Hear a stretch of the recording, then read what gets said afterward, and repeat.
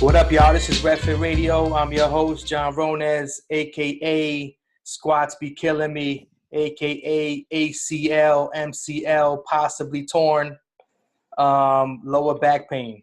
The is part of my nickname, by the way. This is all real. You can Google it. Word. What's up, bro? How you doing? I'm good, man. Master trainer. Yes, sir. Head dread. Are we getting any hits on that with the hashtag? Hashtag head dread. Nah, yeah. But everyone's loving it for sure. Shawn Garcia in the place.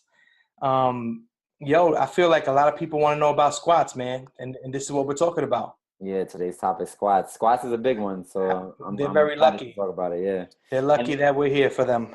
And today, like I was telling you earlier, I broke my cleanse. Yeah, 21-day cleanse. So it's pretty intense. I'm still keeping a lot of the practices though from it. I've been doing some coffee enemas. Maybe we could do a show on coffee enemas. Yes, that would be a nice show to do. We need some volunteers.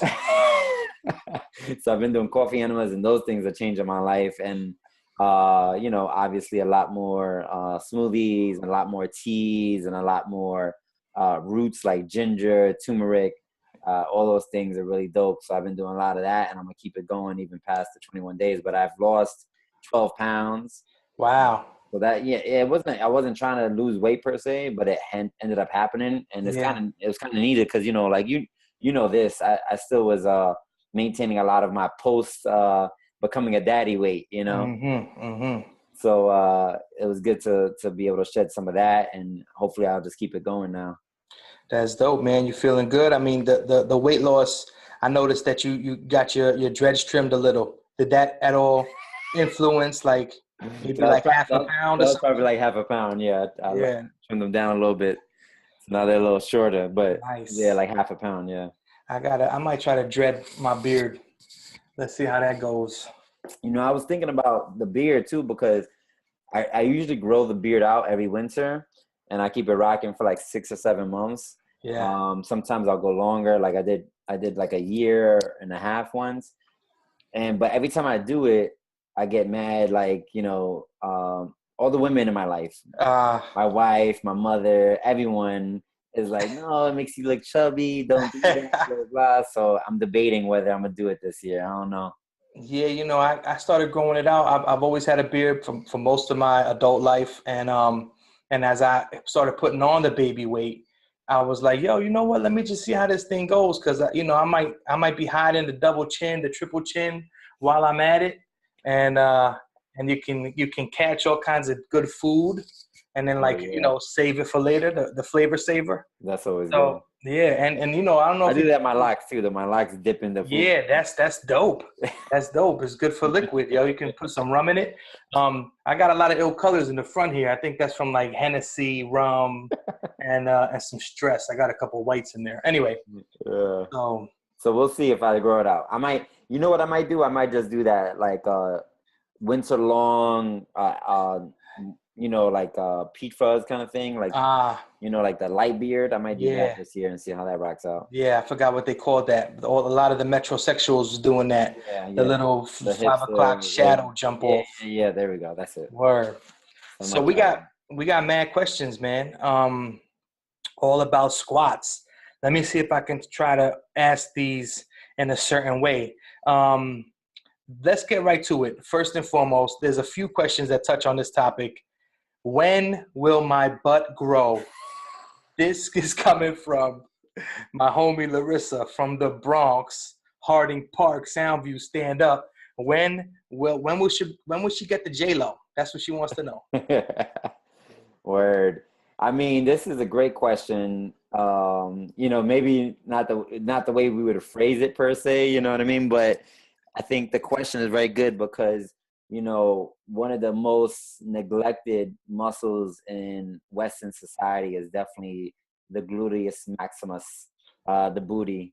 Yeah. So we usually have, a lot of underdevelopment, even for those who do have a pretty, big backside, whether it be muscle or fat. Either way, most of us have very weak glutes.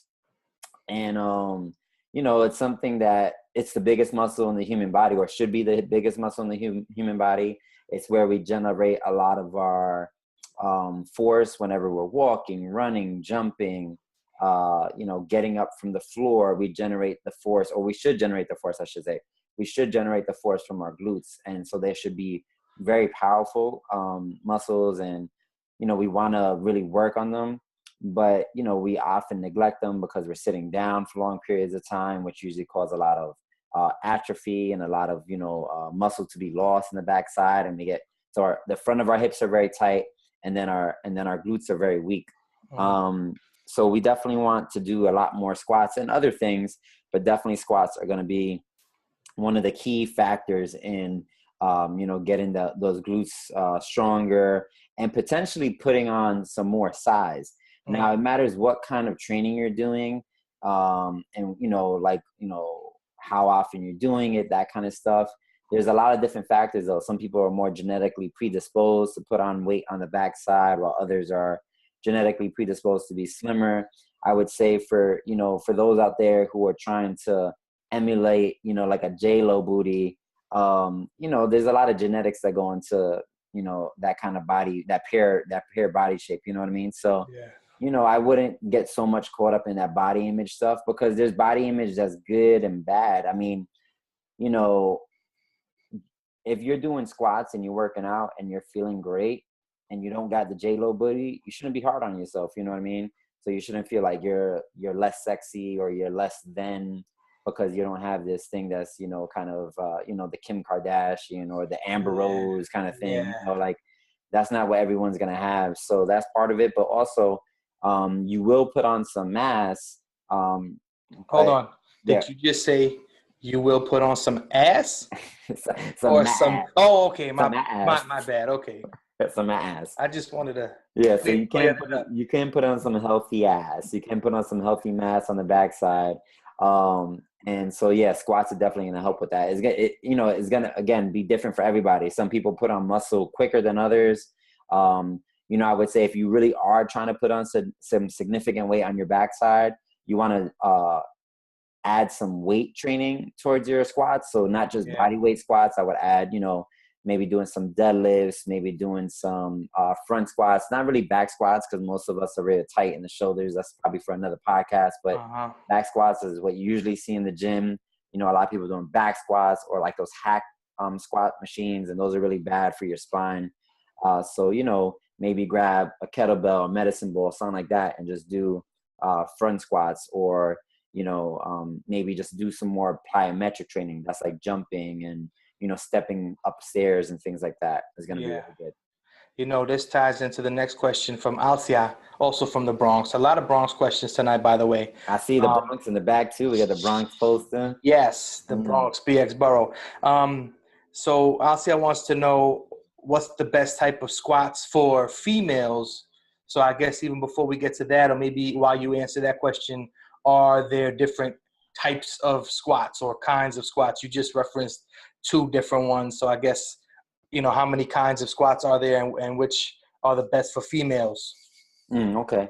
So, so you can squat in any which way. Squatting is basically, bending down, flexing at your hips, your knees, and your ankles to either lift something off the floor or get into a lower position, bringing the base of your body closer to the floor. So anything that you're doing that is a squat, essentially. And there's different types of squats, but what everyone should be working towards is being able to do a very deep standard squat where your feet are pointing forward or relatively forward. There could be a slight turnout. Your heels are down, and you're able to bring your butt past 90. So if you're thinking of flexion at your knee, let me see if I could do this here. If this is me standing, and then this is 90, I want to get a little bit past that. So imagine this is like my butt, a little bit past 90. When I can break that 90, then that's kind of like the standard of where I should be at the bare minimum. Ideally, if you see a lot of Asian cultures, a lot of Asian folks are able to sit in that real deep squat where heels are still on the floor, but their hamstring or their butt is literally touching their calf muscle.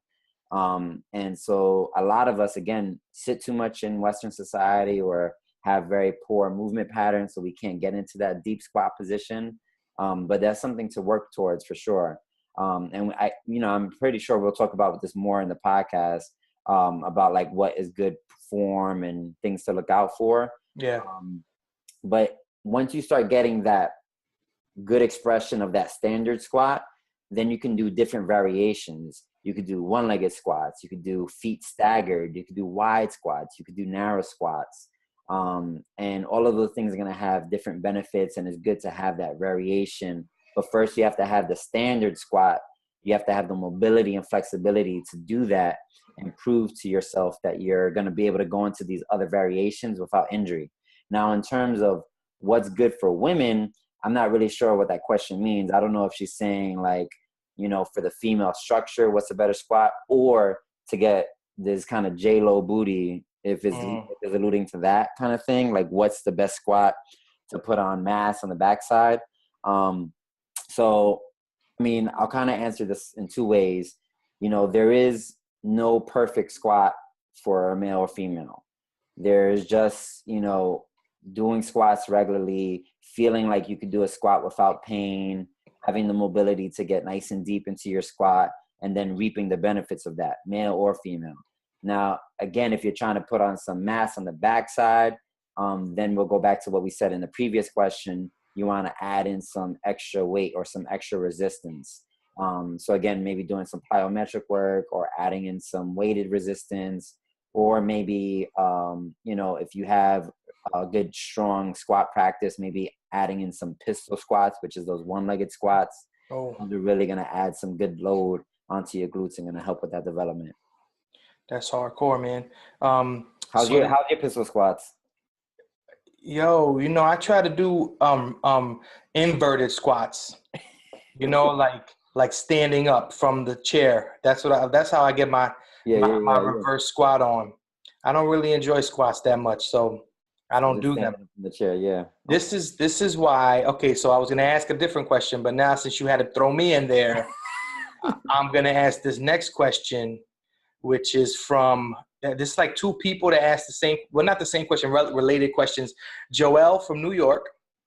He asks, "Why do my legs feel like string cheese?" And in parentheses, he says, "Goes in and out while doing squats." Right? I assume that's like when you start like bugging out, right? When your muscles are not ready for what you're hitting them with.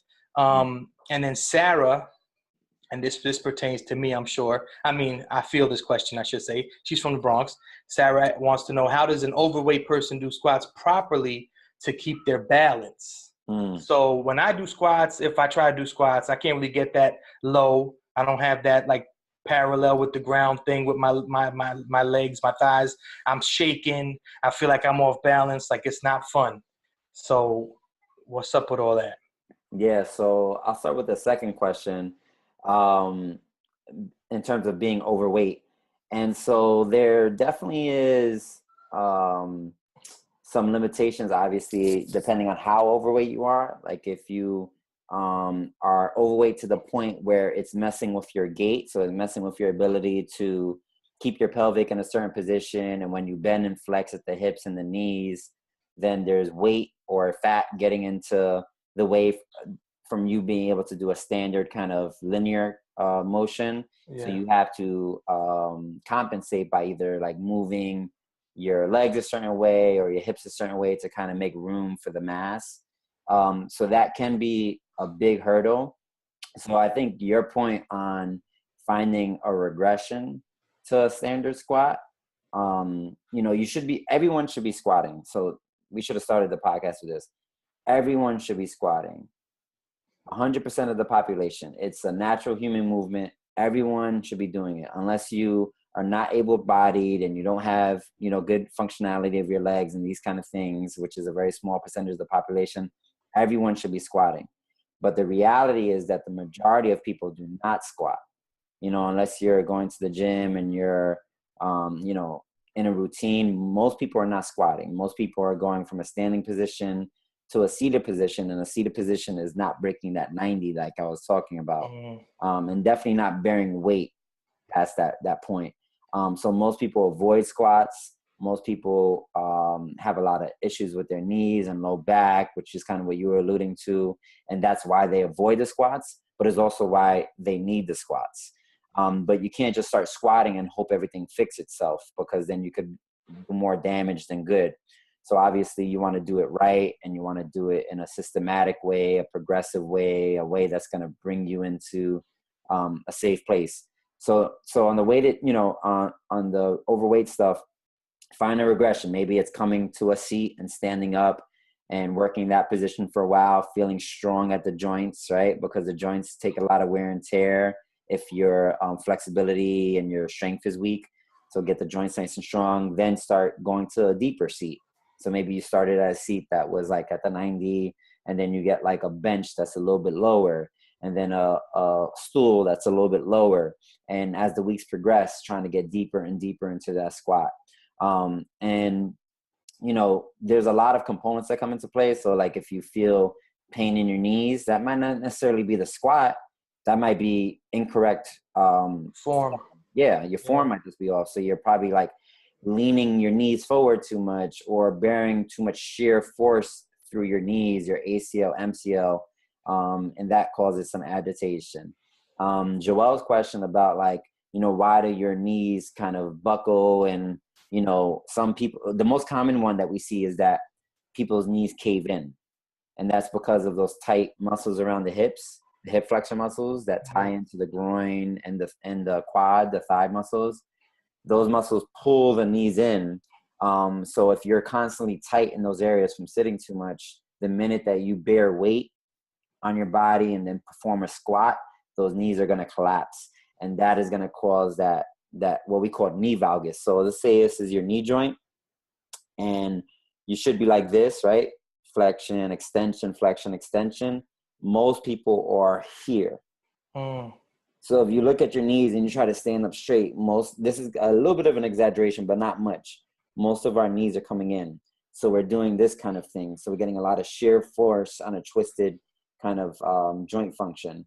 And so that's where those weak knees and those poor knees come on. And then imagine you start squatting with some weight. That's where the CrossFit is so horrible, because they don't correct these things before they start putting a lot of load on it. What we want to do is we want to stretch the muscles on the inside here, and then strengthen the muscles on the outside here, so we can pull the joint back into a proper alignment, and so that we get a good flow. I've seen people who are 250 plus who have amazing squats. You watch some of these power lifters. You talked about this a couple of weeks ago. Watch some of these power lifters in the Olympics, and they are massive dudes and dudettes. But they are squatting deeper than any of us, and they're strong as hell in those positions. So, just some things to consider.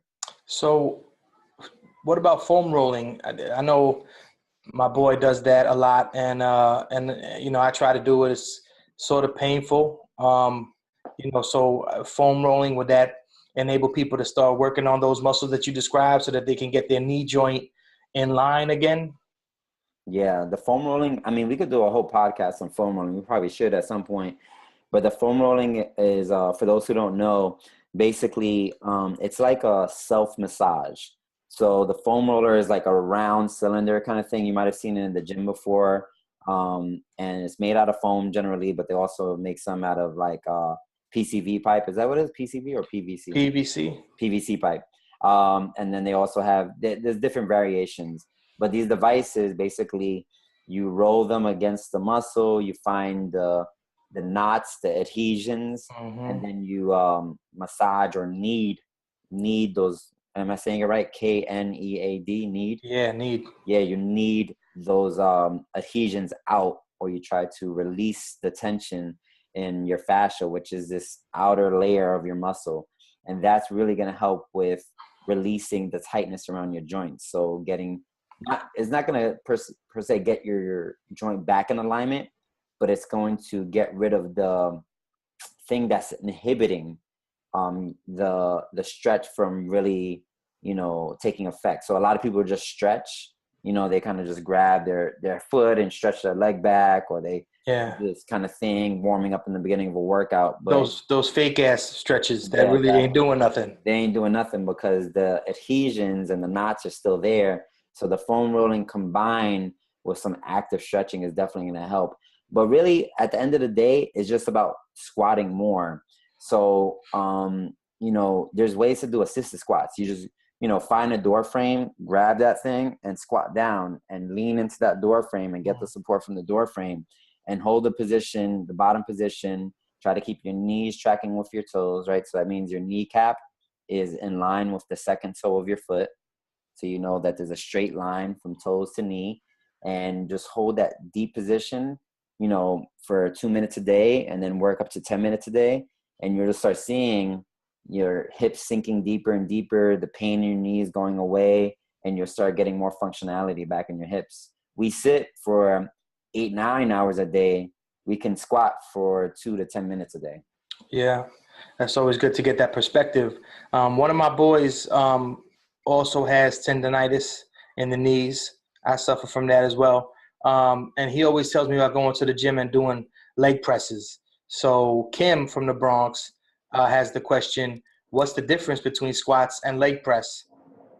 Yeah, so leg press, for those who aren't familiar, is basically this machine or device. Some of them are mechanical, some of them are just kind of like a sled kind of thing.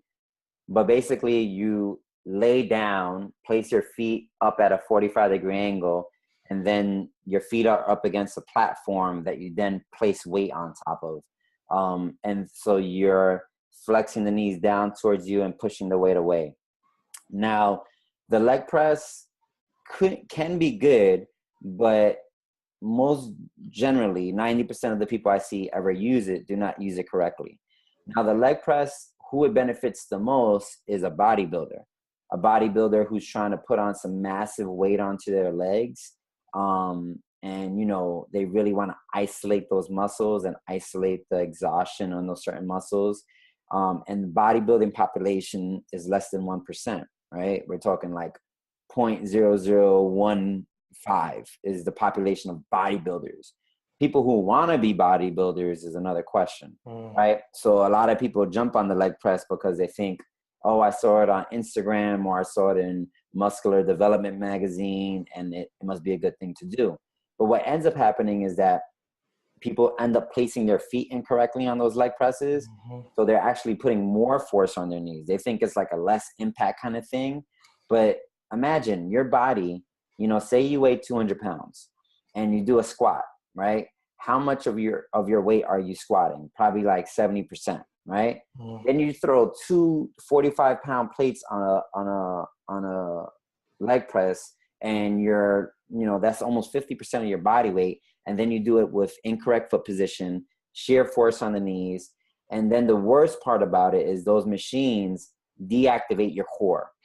Now, one of the issues with people not being able to get into the deep squat position is that their core is so weak that they can't stabilize. So they come deep and they compensate by leaning forward because the core is so weak. It can't hold the body upright. So they lean forward and then all that weight is pushing onto their knees. So the leg press actually ends up being a bad thing, because if you had your legs in the right foot position and you were doing the right, kind of mechanics on the leg press, you still are not strengthening up your core. So it's kind of this kind of isolation training that we don't really prescribe to. A more functional thing is, like we said before, doing a regress variation of a squat and not trying to find a band-aid to the issue and this kind of workaround and do a leg press. It's not really going to solve any of the issues. It's just going to make you stronger in the dysfunction that you already have.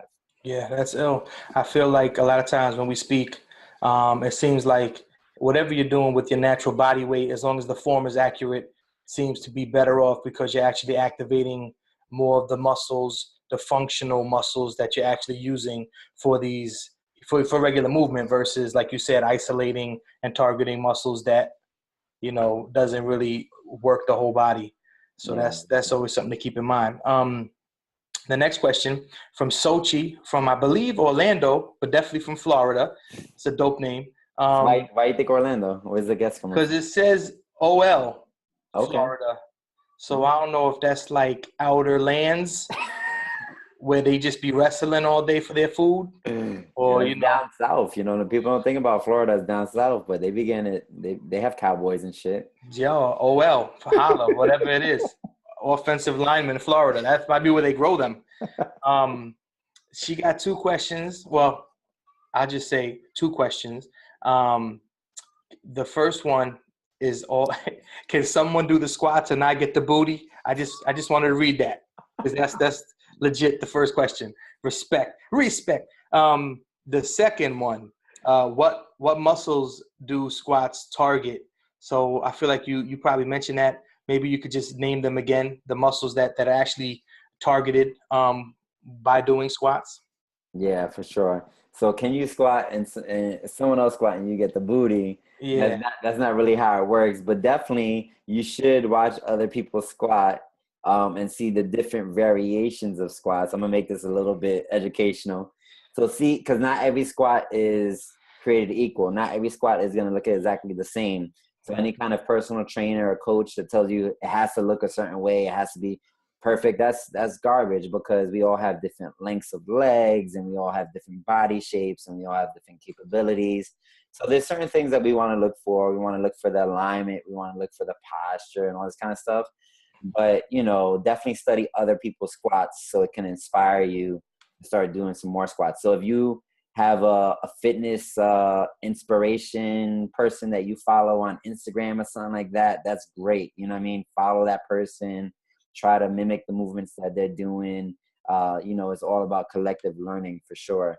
So that's the first one. The second one, which muscles is it targeting, is a good question. The prime muscle that you're targeting when you're doing your squats are your glutes, so the butt, and also your quads. Okay, so the front of your thighs. But you also, on the way up from a squat, you hit the hamstrings. You activate the core if you're doing, a squat out of a machine. You work the calf muscles, the shin muscles, the ankle muscles, all those little muscles and joints around the ankles, the knees.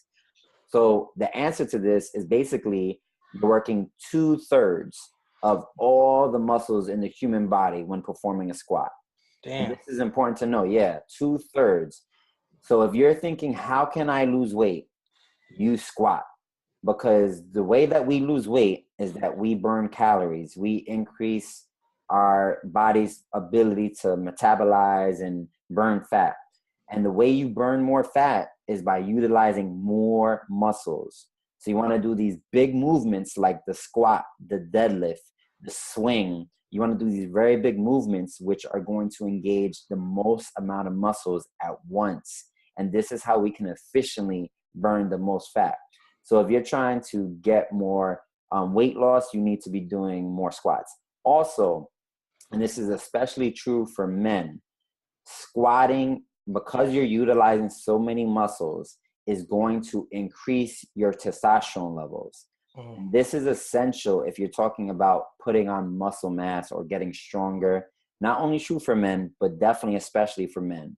And especially in this society where we see a decrease in testosterone because of the foods that we're consuming.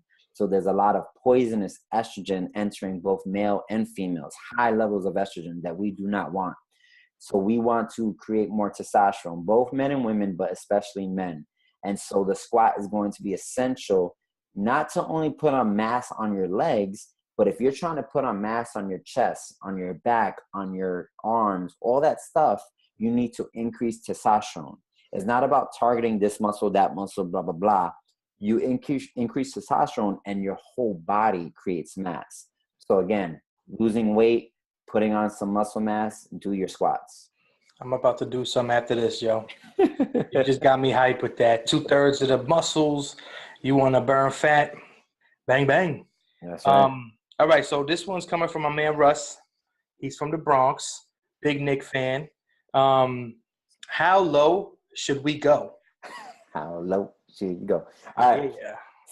So again, ideally, you want to start breaking that 90. because when you break 90, so again, going back to this demo, so if this is my body, my legs, and this is my knees, when I flex at the knee and I bring my hip below 90, Ooh. that's when I load up the glute, right? Before that, I'm not really loading the glute so much. I'm kind of loading the quads and other parts of the body. It's really here that the glute gets loaded up. And so, boom, my glute has to fight against gravity. For those who are listening on the podcast and can't see the visual, hopefully you can look up a 90-degree angle. Yeah.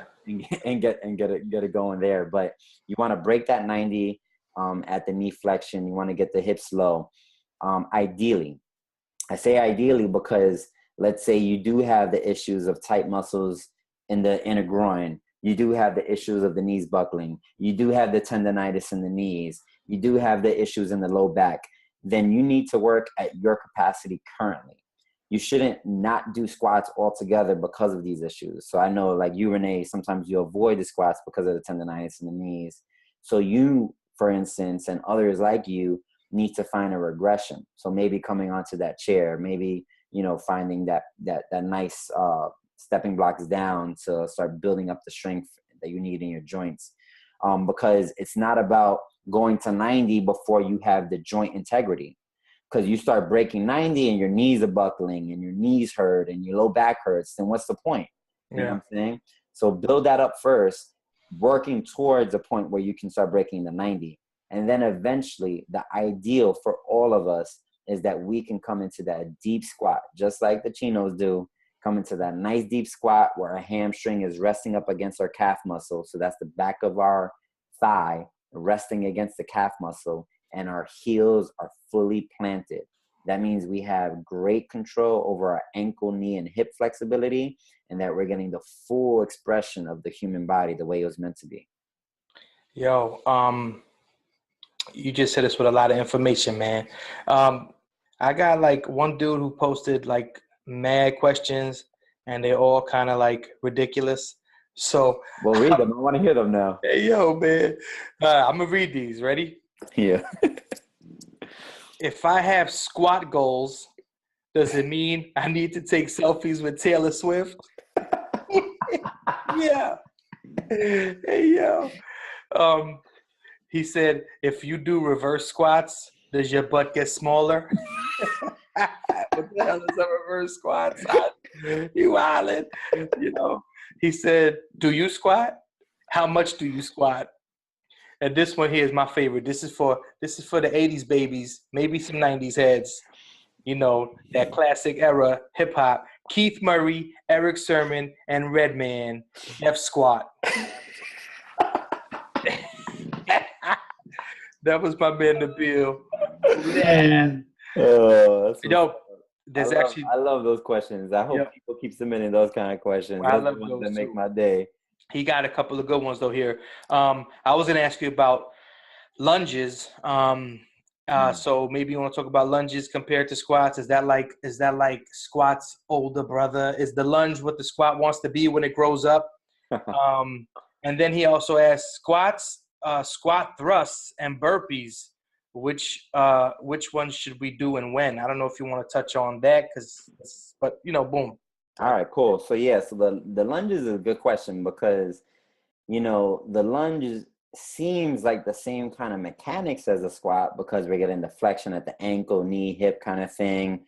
We're bringing the body mass, the core musculature lower to the earth, working up against gravity, working our legs, that kind of thing. And there actually is variations. I mean, this is all, what's the word? What's that word when it's like all like language play? Oh, like semantics. Yeah, this is all like kind of semantics. This is all like if you're getting into, really the nuts and bolts of the fitness industry and how we terminalize things. Is that word? How we terminologicalize. I don't know. The lexicon. It's all about the lexicon, right? Yeah, exactly. So some people call lunge a variation of a squat. My school of training, so I come from a school of training called MoveNat, which is natural movement training. The way we refer to it is that they're depending on how far your feet are apart in that staggered stance. So like if they're like a foot apart, that's still a squat. But when you start bringing them so far apart that basically now they're like individual, the legs I'm referring to, they're like individual parties in the process of this movement, right? They're not working so much in unison for the same goal anymore, but they're so far apart that now one is loading up a front side of the muscle and one is loading up a back side, right? So we thinking more like when our legs get to like 90 degrees on the front, 90 degrees on the back. So a really wide stance. Maybe when your feet are like 3 to 4 feet apart on average, when they're that wide, now you're working more single leg kind of mechanics. So that's not so much a squat anymore. And it has different benefits. Now your hips are working. They have a different kind of challenge. Your core is a little bit more on fire, and the legs are working as independent kind of forces at this point. So a lot of people, though, can't do squats, but they can do lunges. And if that's the case, definitely do some more lunges, because it's going to build up a lot of those essential muscles that are going to help with your squat. But because of the tight ankles that a lot of folks generally have, tight calf muscles, people usually can't get deep into a squat without their heels coming up. So the lunge is a good replacement until you start creating more flexibility in your ankles. But eventually you want to start doing some squats as well. And so that was the first. What was the second part of the question? Oh, the squat thrusters and stuff, right? And the burpees. And burpees, yeah. So you should only start progressing to squat thrusters, right? Squat thrusters is when you're coming down low with a load and thrusting some kind of weight, usually like a medicine ball. So you come down deep into squat and then you throw, come out of the squat and throw the ball. Sometimes people do it without weight, kind of add a jump at the end. It's kind of like the second half of a burpee. And then the burpee is when you're coming down into the, low squat position, kicking your feet out, maybe doing a push-up, standing back up kind of thing, jumping. So you should only really progress to those thrusters and those burpees until you have a good squat where you're breaking 90. If you don't have the squat where you're breaking 90, the tendency is when you get into the position for the burpee that you're going to put a lot of load on your knees. And this is not what we want. So we never want to put a lot of, you should never feel your knees in pain when squatting. That's usually bad mechanics, or you have to strengthen up the joint integrity. So I would hold off until you can perform good squats before you start going to these more advanced plyometric kind of positions. Right. Burpees, I know they have a squat in them. So that's like a more advanced when you've already established yourself. Exactly. That's an ill name too, burpees. Where does that come from? Do we know? I don't know. Maybe because you feel like you got to burp up vomit every time you do it. Yeah, it's like you feel like you're spasming, like your diaphragm or something. Yeah, I don't know where half of these names come from. Like Turkish get up. I don't know if Turkish dudes do that shit. I don't know where that name comes from. I feel like they were doing that. It's got to be related to Turkish graffiti, right? I mean, like they were laying low because the boys were around, and then when it was safe, they got up and then they did a get up. Like come on. Has to be. That's got to be. Running from the pigs, running from the Turkish pigs. Yeah. I feel like, the opposite of running. Sometimes you got to fool them. Just lay down. It's got to be the reverse squats. The reverse squat. Yo, that was dope, man. I feel like we hit him with a gem. Yeah. A lot of info. And we, why don't y'all who are listening out there just send some videos, Instagram, hashtag Ask RevFit, just do some squats. Do what you can do. And do a squat. Yeah. And we'll give you some feedback. Yo, if people submit some videos on some squats or what they think a squat is, and they have questions, submit the videos and I'll give you some feedback for sure. I'll definitely make time for it. I'll have one of our other people's trainers, give you some feedback, because we definitely want to give y'all these resources, because there's no reason that anyone should not be able to squat. It really is such a restriction on being able to express yourself with your body, because it's such an essential movement. And I went through a long period. Well, I mean, my squats are still not that good because I have very chronically tight ankles. But I went through a period where my squats were really bad, and it's hard to sit down on the floor. It's hard to play with my kid because I can't squat down and pick them up comfortably. It's like such an inhibitor on us. And so no one should live in that reality. You know what I mean? So we want to help y'all get out of that world. So submit those videos for sure. And also too, you know, do we have any more questions? Or I have one more question off the top of my dome, but ask that question because maybe I don't want to give away an answer before. I want to know what's up with the squatty potty. Ah, yes. All right. So I'm gonna get to the squatty potty, but before I get to the squatty potty, the last thing I was gonna mention is that a lot of the issues that we have with our squats are usually attributed to our ankles. So our ankles are super stiff because of sitting so much, because of not walking on different terrain. Back in the days when we were walking up hills, down hills, across, you know, odd terrain, pebbles, rocks, our ankles were going through constant states of flexion and extension, and that's what our ankles are made to do. But now we live in a state where, you know, we don't do as many physical jobs. More jobs have become more seated kind of positions, and so our ankles are constantly in this inactive state. And so the Achilles tendon, especially, the Achilles is the strongest tendon in the human body. It's so strong that you could cut a piece of Achilles tendon off of a cadaver. You could hang a car off of a building. What? Off of an Achilles tendon. That's how strong they are. And so they're that strong, but when they're inactive, they're that tough to get through.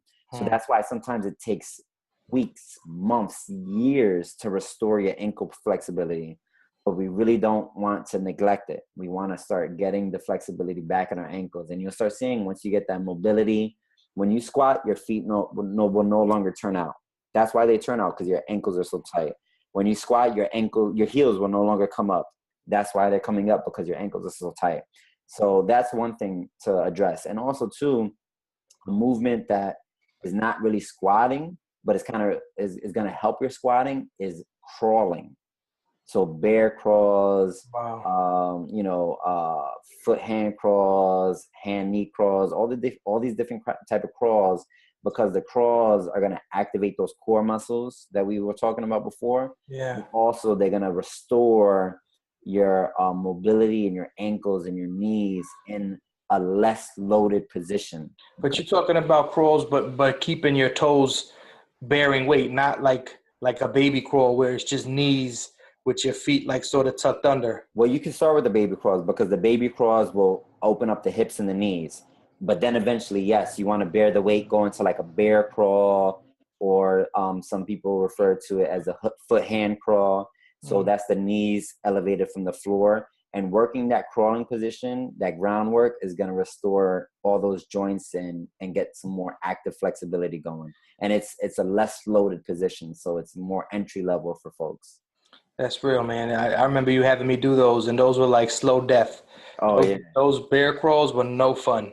That's, if you can have 3 exercises, this is a different podcast altogether for sure, but 3 exercises till the day you die to be the fittest human that you want to be is going to be bear crawls, is going to be the kettlebell swing, and it's going to be the Turkish get up.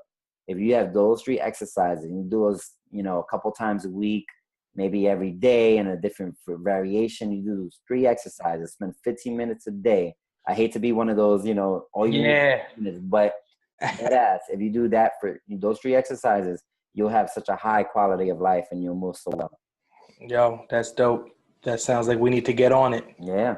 So the squatty potty, you want to talk about? Squatty potty, baby. All right. So the squatty potty. So the squatty potty is basically this stool. It's not any kind of profound invention, but this company, Squatty Potty, we purchase a lot of stuff for them. They're a good company. They have good practices. They basically created a stool that wraps around the base of your toilet. So when it's not in use, you can push it in. And then when you go to sit down to do your business, you can pull it out and prop your feet on it. The Squatty Potty, basically what it's doing is getting back to some old kind of biomechanics that humans used to do. When we used to use the bathroom, we used to come into a deep squat position.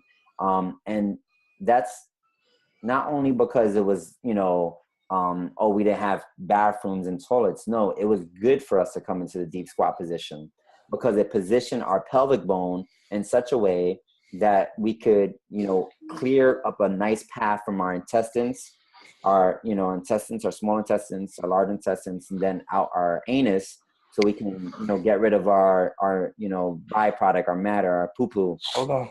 in a clear way. So we needed that pelvic bone to be in that position, and you only can get it when you're in that deep squat position. Now, because we're so tight and we're so used to sitting on seats, our hips no longer can get into that position. So we're actually either not getting out all the stuff that we need to get out, so we become backed up and constipated, or, I hear a little baby. Is that that's his son? Yeah, my man's trying to get up on here. Said, go to the room. Mommy's in the room. I'll be there in a minute. Yo. Trying to creep in. I heard him whisper. Yeah. He heard about the squatty potty. He was like, Word. I want to squat. All right. So yeah. So the squatty potty. So long story short, we want to be in this deep squat position when we use the bathroom. It's healthier for our, you know, digestive system. It helps us clear out the matter. It's a more natural position. So they created a stool basically that you place your feet on, and that brings your knees above your hips. So getting your hips lower than that 90, which is what I was talking about. Mm-hmm. And that places the pelvic bone in a proper position so that you can use the bathroom, not deal with any kind of constipation or any kind of ill pains in your lower abdomen, and really get rid of everything you need to get rid of instead of holding on to it. But the secondary benefit is that if you are tight in the hips, if you do not squat much, it's a very relaxed position. You know, you're sitting on the toilet and you pop up your feet. You don't necessarily need to buy the squatty potty from the company. We get paid if you do. So if you go to our website, we get a little throwback, which is always nice. Dope. But you can make this if you got, you know, milk crate in your house, or, you know, anything to prop your feet up on, as long as your knees are coming higher than your hips when you use the bathroom.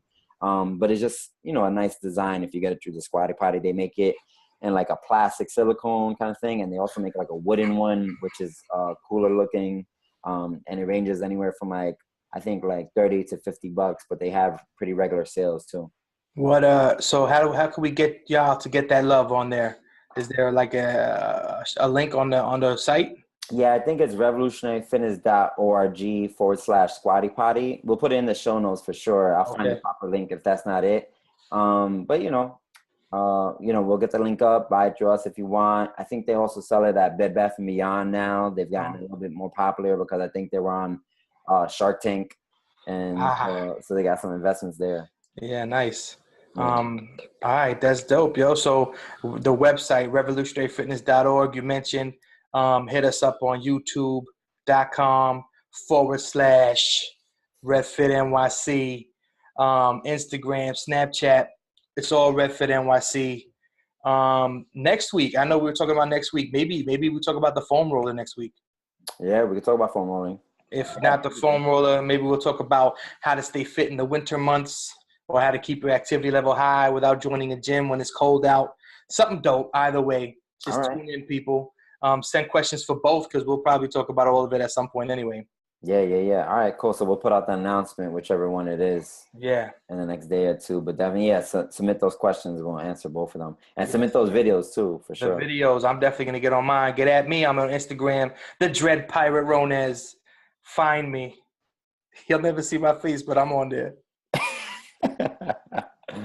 Yeah, I'm trying to get active again on my Instagram. I kind of been trying to figure out which social media I want to invest time in, because, you know, it's important. You know what I mean? It's good to share and build, and also too, in the role that I play as a health coach, you know what I mean? It's important that I'm out there and you know, reaching out to people in different ways. So I'm thinking I'm getting back on Instagram. So I think Instagram's the way, man. It's all about the photos. You don't have to say much. Show people. It's the way, man. Facebook, we got to get rid of Facebook. Yeah, I'm done with it. I'm done with Facebook. We got like private groups that we manage on there for the business. That's really all I'm on there for. But yeah, if you're trying to get me on Instagram, it's Shawn RevFit, SHAWN, Shawn, the real way you spell it. No shots. Shots all day. My first name is Ashley, so that's, you know, we can talk about that at another time. Yeah, we can. Some people can't talk about their real names though. So even though you almost blew up my spot. Oh, did I? Yeah, but it's all good. Oh, no, man. We won't talk about when. We won't pinpoint it. All right. Yeah. All right, my brother. I look forward to talking with you next week. All right, man. I appreciate it. Give my love to the fam and to the people. Likewise. We'll talk soon. Peace. Peace.